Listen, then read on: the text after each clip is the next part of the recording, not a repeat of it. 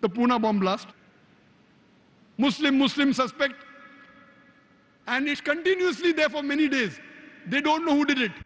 Who they know did it because it's a Maoist, communist, non-Muslim news briefs. Or maybe front page, some papers, but below. And it vanishes out of the media.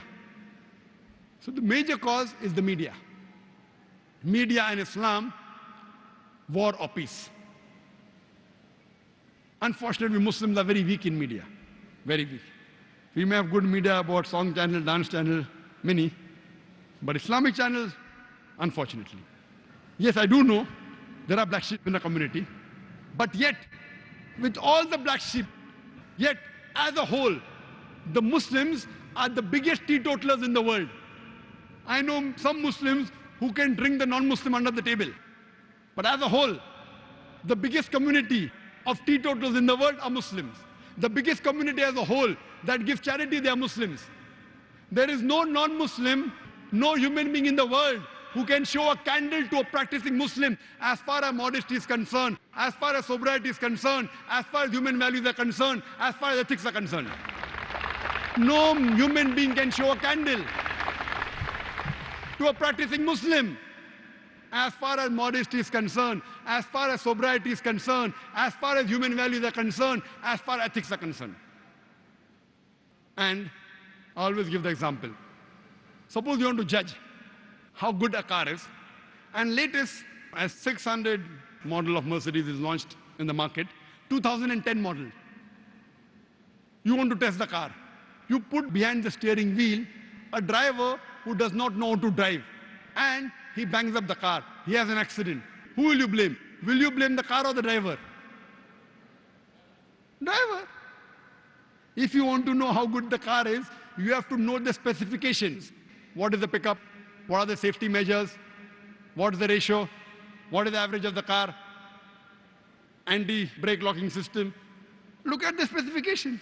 And really, if you want to test drive the car, put behind the steering wheel an expert driver. If you really want to know about Islam, don't look at the Muslims. Look at the scriptures, the glorious Quran and the Sahih Hadith. Don't look at me. Don't look at the Muslims. If you really want to test drive a car, put behind the steering wheel an expert driver. The best exemplary Muslim you can find is Prophet Muhammad Sallallahu Alaihi Wasallam. Read his seerah. You will find he's the best exemplary Muslim and the best exemplary human being that has lived.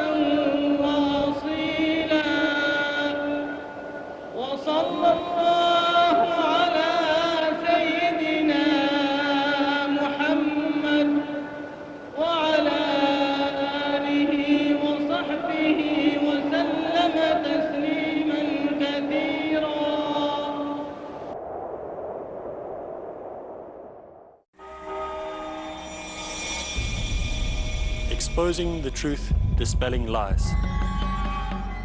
What are the differences between the teachings of the Church and the teachings of the Bible? Do they really teach the same thing? Is the Bible truly the Word of God? For a comparative study of truth, join me, Arib Islam, only on Peace TV. Join Arib Islam in comparative study tomorrow at 3:30 p.m. and repeat telecast at 2 a.m. India on Peace TV.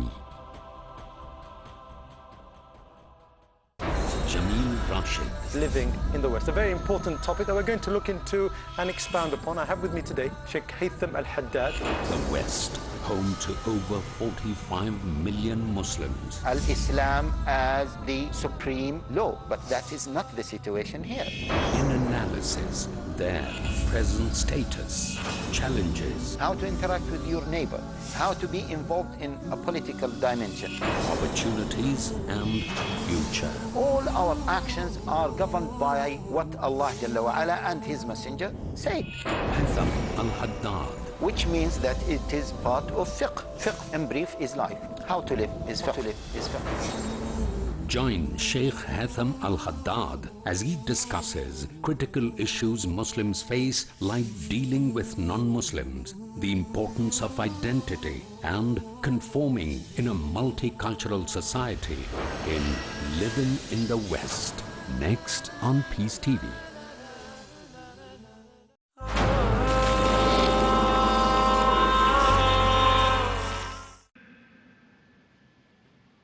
That's the reason I say that understand the religion by looking at the scriptures. And when you read the scriptures, the authentic sources, the Quran and Sahih Hadith, you will really appreciate Islam.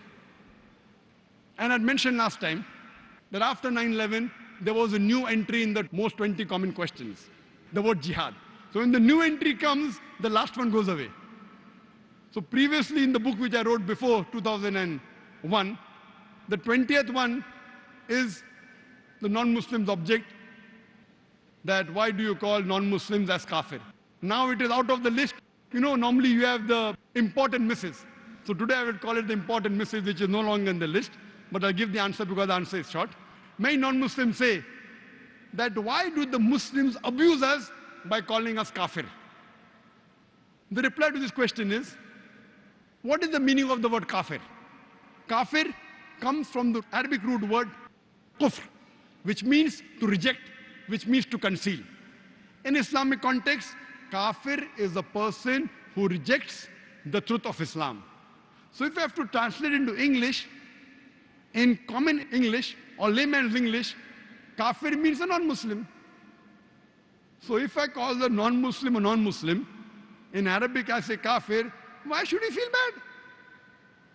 Why should he feel offended?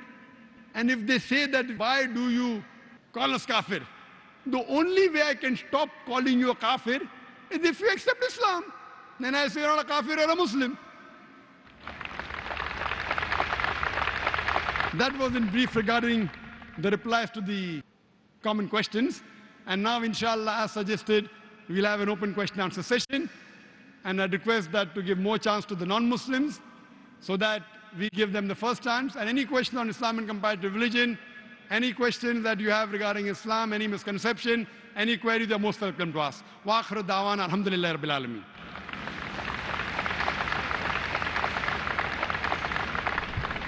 Jazakumullahu khaira. We now have the time for the question and answer session. To derive maximum benefit from the program, which is Ask Dr. Zakir, we will have some strict guidelines regarding the question and answer session. First of all, please kindly state your question briefly and to the point. Only one question at a time may be asked. If you do wish to ask a second question, you'll have a chance to go to the back of the row and await your chance to ask the second question. If there are any non-Muslim brothers or sisters, they will be given first preference to ask the questions. So contact one of the volunteers and they will put you to the front of the line. We have 3 mics available in the auditorium.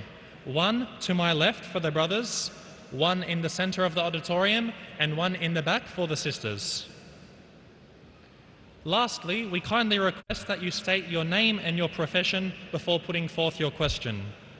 So once we're ready, we will have the first question from the front mic from the brothers. Good evening to everyone.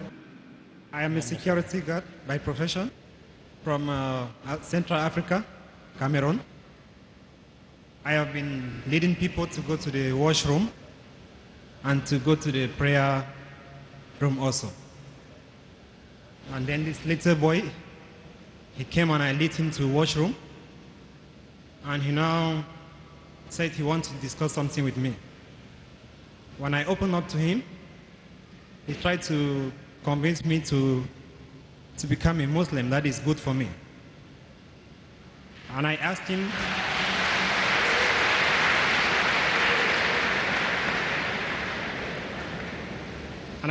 why do you think it's good for me?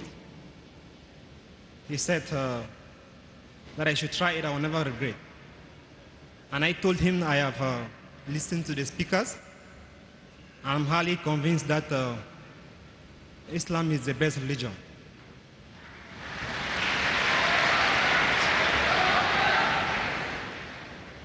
So I want to become a Muslim. MashaAllah. The brother was asked by a young Muslim, and that gives an example, MashaAllah, that age is never a barrier. And I know that more than 50% of you may not have spoken to a non-Muslim, and this young boy, I think his age may be 6 years, 7 years? 12 years, MashaAllah. 12 years, not even in his teens, has convinced our brother here, MashaAllah, from Cameroon. Brother, are you accepting Islam out of your free will? Do you want to accept Islam out of your free will? Yes, sir. Is anyone forcing you? No one is forcing me, sir. MashaAllah. It's out of your free will. Do you believe that there is one God? Yes, there's only one God, sir. Do you believe that Prophet Muhammad is the last and final messenger? Yes. Inshallah. So I'll just say in Arabic and you can repeat that, inshallah. Ashhadu. Ashhadu. Allah.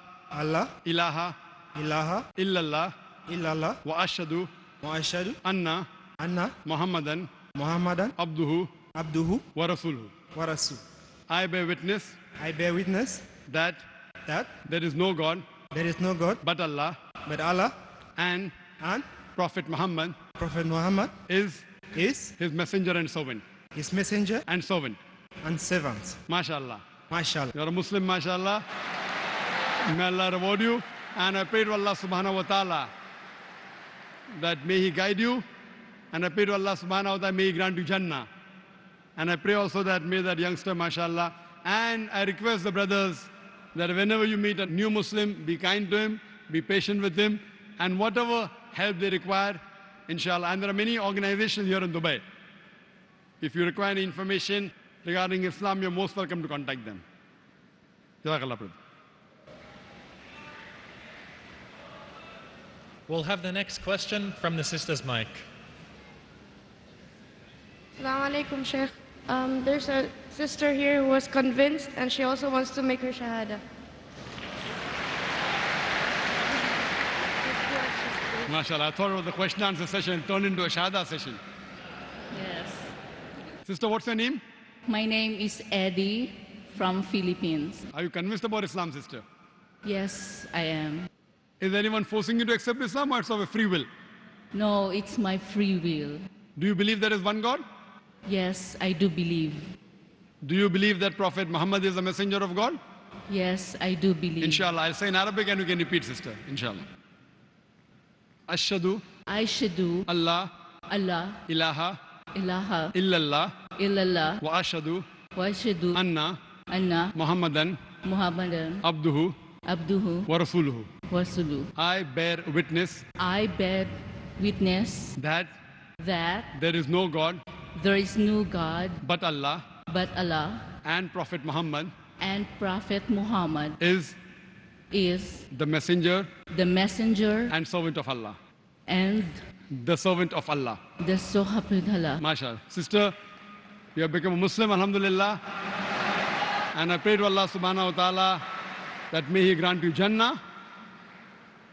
And if you have any queries, any question about Islam, you're most free to ask the local organization, or you can go to our website www.irf.net, and surely you can contact the local people here for having more knowledge of Islam. You can read the books, and I pray to Allah subhanahu wa ta'ala to guide you and to grant you Jannah. Congratulations, sister. Next question from the sister's mic. Assalamu alaikum. Brother, this sister is from Botswana. Her name is Kay.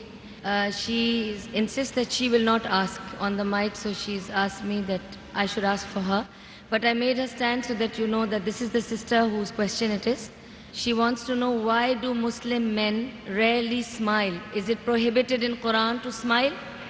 only men. Sisters asked that why do Muslim men rarely smile? Sister, I am a Muslim man. And you can see a white smile on my face. MashaAllah, I can see many men out here. I can't see the ladies. So I cannot tell ladies are smiling or not now. At least the men in front of me, most of them are smiling, MashaAllah. Maybe the picture they see on the television, on BBC and CNN, a Muslim with gun, wearing a turban, terrorist. So maybe she's seeing too many, maybe movies of Hollywood, or maybe Bollywood, or maybe watching these channels. But MashaAllah, see here I'm giving a religious talk. I'm smiling, and hope you can see on the screen. And even the Muslim men, MashaAllah, here are smiling. So it is a misconception that if you're religious, then you can't enjoy life. If you are religious, you can enjoy life, but enjoy it according to the commandments of our Creator. Don't enjoy in the wrong way. People think if you want to enjoy life, you have to have wine, women, and wealth. It's a misconception. Wine is not required. The woman floating around is haram. Yes, woman as a wife, legal wife, with permission of the Creator, no problem, enjoy.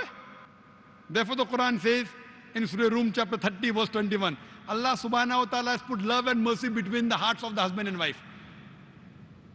Wealth also, you enjoy wealth in the right way. So sister, in Islam, nowhere does the Quran say that you should not smile, you should not laugh. Yes, the Quran says do not laugh at others. Quran says in Surah Hujurat chapter 49, verse number 11, that let not one group of men laugh at the others. You may never know that the latter may be better than the former. Don't let one group of women